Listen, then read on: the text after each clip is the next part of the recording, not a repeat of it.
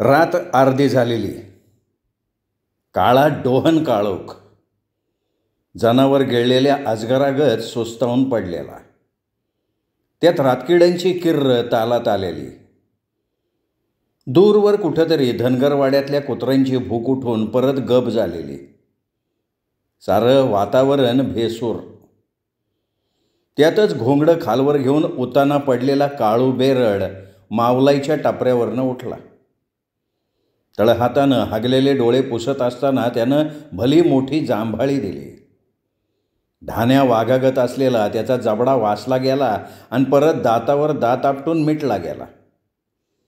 शेजारीच पडलेल्या राध्या भिलाला मग त्यानं ढुसणी दिली. म्हणला, अरे राध्या उठ की, सोन्या मारोड्याच्या वाड्यावर दरोडा घालायचा टाईम आला. दरोडा गेला खड्ड्यात. राध्या सापनत होतं. कोणाची तरी शेज चढत होतं म्हणून आपल्या ताला ते असं भकलं. काळूला हा धंद्याला नाट वाटला. थोड्या कारणानं कोणाची बी मुंडी पिरगळणारा काळू नीट उभा राहिला. दाढवान जाम करून त्याने आपली फरताळी लात राध्याच्या प्याकाटात नवारून वालगडली. कोण्या सुंदरीच्या कमरेला राध्यानं मारलेली मिठी सैल पडली आणि राध्या भिलगांड मोजून 3-4 वेळा सहज उलटं पालटं झालं. सापान उडाल्यानं भोईला बोड नीट लावत बोलला, आईला चांगली लात बसली की. मग काय पाया पडू का तोच्या?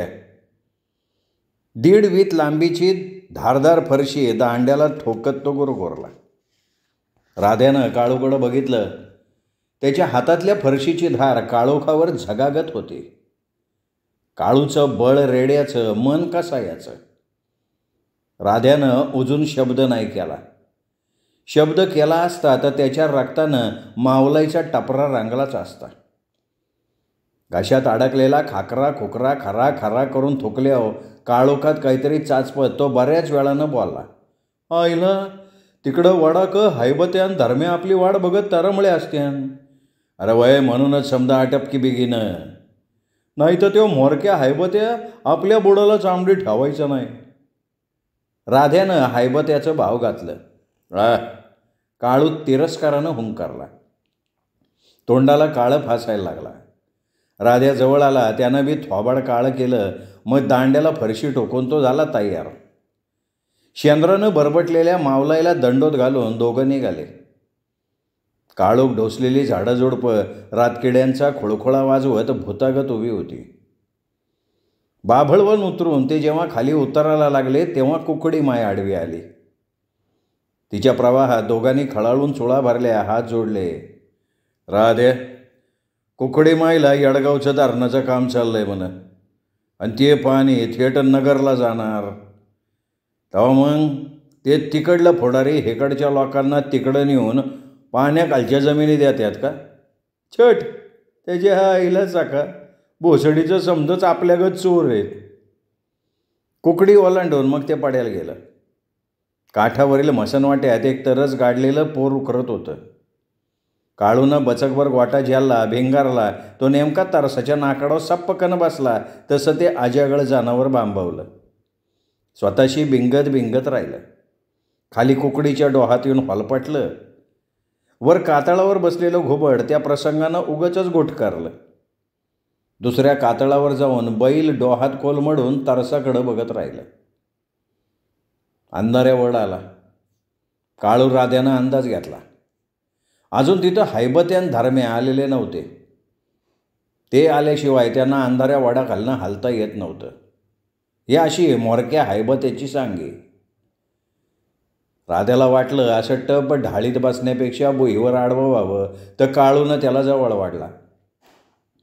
चुलखंडावर तापलेल्या तव्यावर एखाद्या बयेनं बडवलेली भाकर सपकन टाकावी तशी राधेच्या उघड्या फाटीव आपल्या हाताची थाप टाकत तो म्हणला, राधे, म्या मोरका असताना किती ठिकाणी दरोडा घातला की 7-8 जागी. आणि आदमासाची किती रुपयाचा डाग मारला आता? 9-10 हजाराचा, पर कम नाही. मग मी वाटणी कधी करायचा? दरोडा मारला की लगेच 5-6 दिवसात. मयानंतर हैबत्या मोरक्या झाल्यापासून किती दरोडा झाला? 10-12 जागी. किती रुपयाचा डाग मारला असेल? 12-15 हजार रुपये पर कम नाही. हा आकडा सांगताना राध्या कापला, चांगलाच कापला. आणि किती साथीदार मारले गेला आजपोत. 5-6 जण, बाब्या, लख्या, भावंड्या. त्यांनी सगळी नावं सांगितली. सांगताना काही चुकलं बिकलं नाही ना याचा अंदाज घेतल्यावर तो गप्प बसला. मग राध्यानं इकडं तिकडं कावरे बावरेपणानं पाहिलं तो चुळबुळ करायला लागला. काळूनं ते हेरलं, म्हणाला, तुझ्या मनात काय आहे, स्पष्ट बोल. बोल रे स्पष्ट, आडपाडदा ठेवू नका. आपण 10-12 जागी दरोडा मारून 12-15 हजार पोट डाग मारला, पर एवढं बोलून त्यांनी दम घेतला. घाटी खालवर झाली आणि काकोण जाणे त्याच्या अंगाला दरदरून घाम फुटला. राध्या, सगळं व का तू, सगळं वक राध्या, नाहीतर. काळूनं निविदाच्या पोळीगत डोळं वाचलं. पर अजून हायबत्यानं वाटणी केली नाही ना. अरे व, अजून पहिला माल खापला नाही म्हणून मी ह्या गोष्टीचा विचार केला नाही. बरं ध्यान केलं. तर काय रे, तू आणि धर्म्या वाटणी की हायबत्याला बोलला का नाही? परवाच्या इशीगडात पडता पडता लेण्याद्रीच्या खोल्यात धर्म्या बोलला होता, मग वाटणी कवा? मग तर हायबत्यानं त्याच्यावर डोळंच वाचलं. का म्हण? आता त्या तूच जाण. राध्यानं त्याच्या मनात अंदाज घेऊन संशयाची इंगळी काळूच्या उघड्या अंगावर सोडून दिली. त्या इंगळीनं काम केलं. काळूच्या मनाला तिने ठणकून नांगीचा तडाखा दिला. काळू चक्रावला. राध्या भ्याड पण बोलून वाचतात. आणखीन पुढं म्हणाला, नाही तर तुझ्या ग त्यानं दरोडे घातल्यावर लगेच 5-6 दिवसावा ना वाटण्या करायला पाहिजे. 5-6 दिवसावं आहे का नाही? त्यावर बिंडो काळू बिथरला. दरोडा घालून सर्वांनी मिळवलेल्या मोठ्या संपत्तीची वाटणी कराय हायबत्याची कानकूस का? भांडण होऊ नये, प्रत्येकाला पाळीपाळीनं म्होरक्या व्हायचा मान मिळावा असं ठरलं म्हणून म्होरक्याचं घोंगडं हायबत्याला दिलं. तो भोसडीचाही हुशारी करतोय, समद तुंबून धरतोय. पण कशासाठी? काय हाय काय त्याच्या मनात? राध्या, त्याच्या आवाजात फरशीची धार होती. काय काय? राध्या अंधाच्या वडागत शेंडाबूड थरारला. हायबत्यानं तो समदा माल आपल्या तिघांसमोर ज्या बुरुजवाड्यात खडकाच्या कपारीत ठेवलाय तो तिथंच आहे का नाही आहे? वय. आवाजात जोर नव्हता. नक्की का? वय वय, काल म्यान धर्म्यानं तिकून फेरी मारली ती. तो बोलताना चाचरला, पण काळूचं तिकडं लक्ष नव्हतं. मग हाय, समजा व्यवस्थित आहे. भली मोठी दगडाची चपटीची बी तशीच आहे. समद पकाट आहे. बाय बरं, माझा धर्म्यावान तुझ्यावर भरोसा आहे. होय ना, मावलाही शपथ आहे. तो औंढा गिळत गिळत बोलला. पावलं वाजली, कोणाची तरी चाहूल लागली. म्होरक्या हायबत्या जग तुडवत चालल्याच्या नादात चालत येत होता. काळू नेहमीप्रमाणे त्याला सामोरा गेला नाही. राध्या भेदरून काळू मागे झाला, कारण हायबत्याही काळूगत आडदांड, मागचा पुढचा विचार न करताना डुक्कर मुसंडी मारणारा. लय टाईम रे हायबत्या, काळूनं सरळ सवाल केला. अरे पर धर्म्या हिका आला का? नाही ना. काळूनं कधी नव्हते त्याला सपूर्त निहाळत म्हटलं. म्या चोंडीच्या धबधब्याकडं धर्म्याची वाट बघत बसलो तर त्याचा पत्त्याच नाही. वय की. धर्म्या सरळ माणूस. चोंडीच्या धबधब्याजवळ तो दरोड्याच्या वेळी हायबत्याला येऊन मिळायचा. मग ते दोघे अंधाच्या वडाजवळ येऊन साथीदारांना मिळायचे. हा नेहमीचा अनुभव. दरोडा घालतानाही भाद्दर पाहिला. वाड्याचं दार फोडावं तर ते धर्म्यानं. त्यात काळूचे कान राध्यानं फुकितलेले. त्याचा रांगडा देह बघत तो तिरसटावाने बोलला. हायबत्या, तू हे खरं बोलतोय का? चौंडीच्या धबधब्यापाशी धर्म्या येई पतर तू वाट बघितली? मग घे मावलाईची शपथ घे शपथ. हायबत्याला काळूचा राग आला. त्याचा अहंकार दुखावला. आपण म्होरक्या असताना काळूचा वरजोरपणा त्याला बोचला. त्याच्या डोळ्यात अंगार फुलला. काळूला आडवा करावा या विचारात तो असतानाच काळूनं एकदम पेट घेतला. त्याची फरशी त्याने उडवली. हैबत्यानं डोळे वाचले. क्षणभर तो घुटमळला आणि काळूची नरडी पकडायच्या आत काळूनच त्याच्यावर वाघाची झेप घेतली. डोक्यावर उचलून हैबत्या दांड दिशी वडाच्या बांध्यावर आपटला. हैबत्या पालथा पाडला. हैबत्या सरसावून उठणार तर काळूनं धारदार फरशी उंचावून मागचा पुढचा विचार न करता त्याच्या मस्तकात घातली.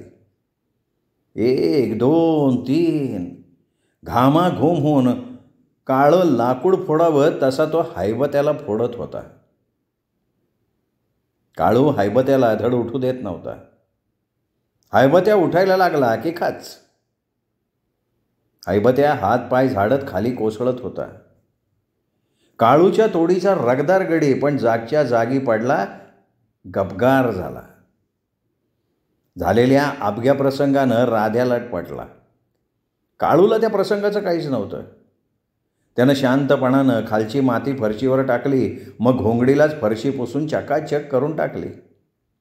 तिची धार चाचपत तो दूरवर पाहत राहिला आणि इतका वेळ जवळपास लपून बसलेला धर्म्या उठला.